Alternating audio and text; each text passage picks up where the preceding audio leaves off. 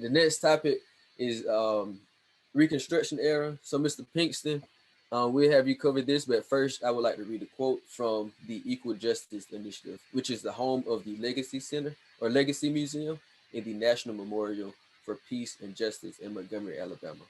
So it states, the lynching of African Americans was terrorism, a widely supported campaign to enforce racial subordination and segregation. Lynching in America documents more than 4,400 racial terror lynchings in the United States during the period between Reconstruction and World War II. So, Mr. Pinkston, please make sense of what this means and why the Reconstruction era really wasn't reconstructing the Black community. To bring full circle some of the things we have talked about before, 13th Amendment, mass incarceration, uh, black codes, white people were gunning for black people.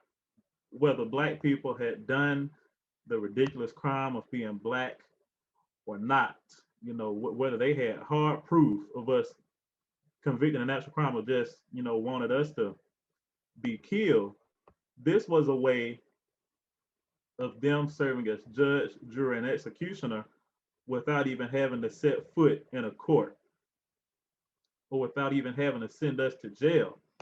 And a great example that was brought up earlier was Emmett Till, accused of whistling at and catcalling a woman.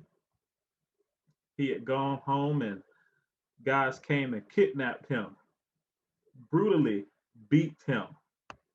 Won't even go into detail. Body almost unrecognizable by the time they were finished, though. And they tied a industrial fan to him, threw him in the river. His accuser comes back some decades later and admits that she was lying. Imagine how many of those 4,400 people were wrongfully killed. My best guess says all of them, every last one. And Reconstruction really wasn't reconstructing the Black community, because though there were improvements for us, it was always underhanded. After the 50s and 60s, well, after the 60s, when we were freed, Black people could vote. We could vote. We had Black people serving in the Senate and holding high office in the United States. But here we come with black codes. All of a sudden, Black people can't vote. Women still can't vote. If you're homeless, this is crime. Like I mentioned earlier, jobless, that's a crime. And we see even in the late 1800s, we see in the beginning of disenfranchisement through literacy tests, there was the grandfather clause for land and voting. If your grandfather owned land or if your grandfather could vote, then you now have those rights. Black people haven't had the time to create such a family lineage that would align with that law. So here we go in the period of Reconstruction, just got our freedom, and now we all of a sudden back in shackles.